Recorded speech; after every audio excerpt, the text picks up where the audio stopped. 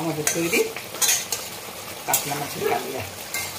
কাতলা মাছের কালিয়া কড়াইটা গরম হতে থাক, আপনাদেরকে বলে দিই কাতলা মাছের কালিয়াতে কী কী লাগবে।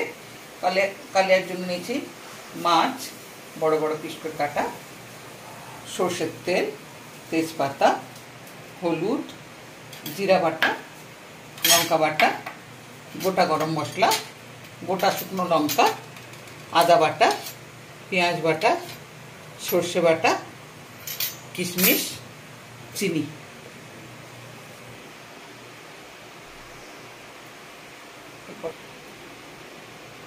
কড়াটা গরম হয়ে গেছে, এবারে মাছ ভাজার জন্য আমি তেল দিয়ে দিচ্ছি।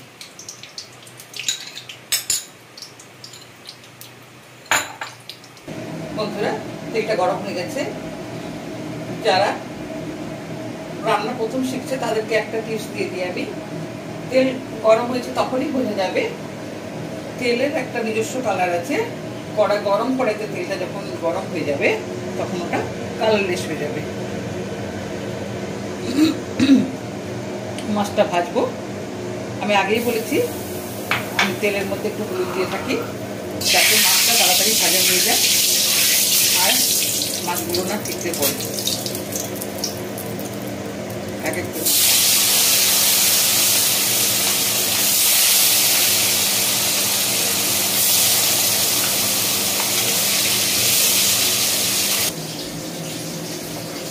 এবার মাছগুলো একটু পাল্টে দেবো। এরকম লাল করে কাঁচা মাছগুলো ভাজার জন্য। তো আমি তো কাতলা মাছের করছি, আপনারা রুই মাছেরও করতে পারেন।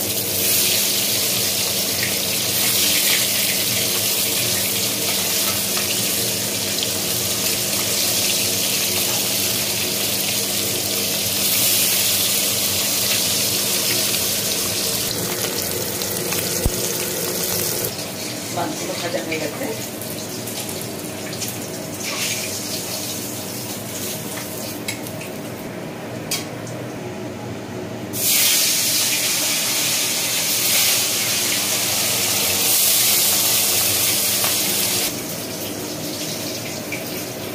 মাছ ভাজা হয়ে গেছে। কড়াইতে যথেষ্ট তেল আছে। এবারে আগে করে আমি দেবো। প্রথমে দিচ্ছি গোটা গরম মশলা।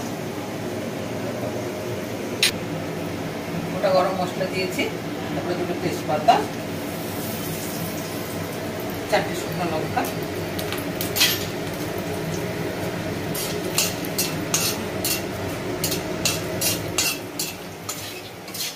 লঙ্কাগুলো একটু কালো করে ভেজে নিতে হবে, দেখতেও ভালো লাগবে।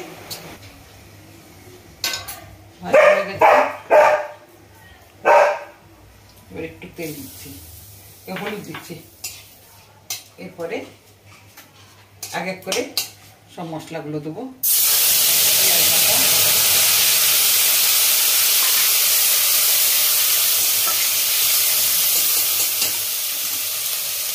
আদা বাটা,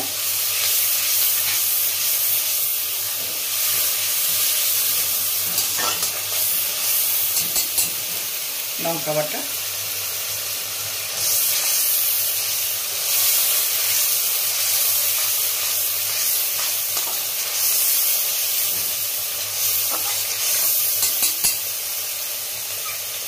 আমি চেষ্টা করি সমস্ত বাটা মশলা রান্না করতে।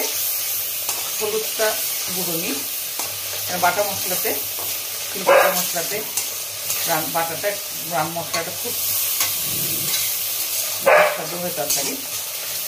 এবারে জিরে বাটা,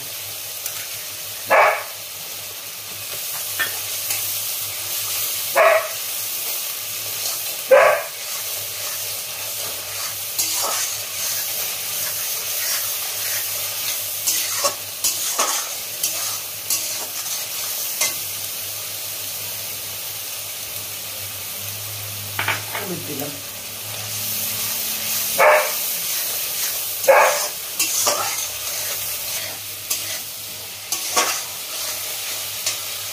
এবারে আমি নুন দেবো।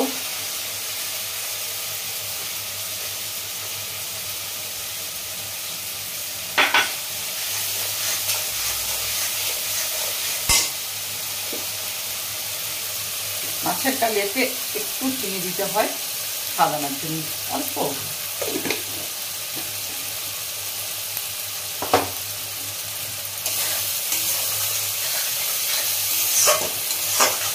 আমার মশলাটা ভাজা হয়ে গেছে।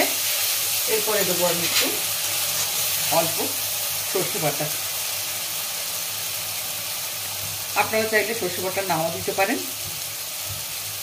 সর্ষে বাটা ছাড়াও করা যায়। আমি একটু দিলাম, আপনারা দিয়ে দেখবেন এই রান্নাটা কেমন লাগে খেতে।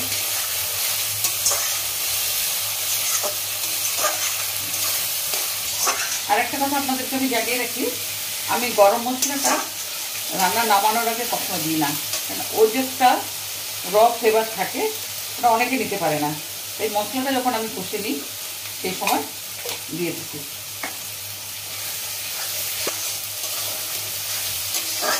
তেল ছেড়ে গেছে, মশলা হয়ে গেছে। এবার আমি জল দেবো, জলটা খুবই কম দেবো।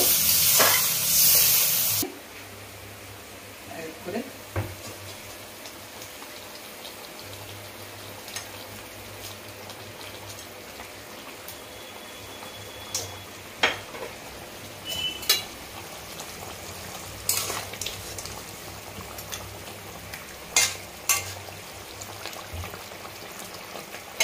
ঢাকা দিলাম।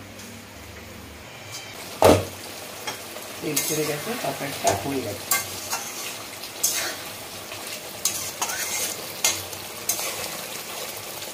আমাদের তৈরি কাতলা মাছের কালিয়া।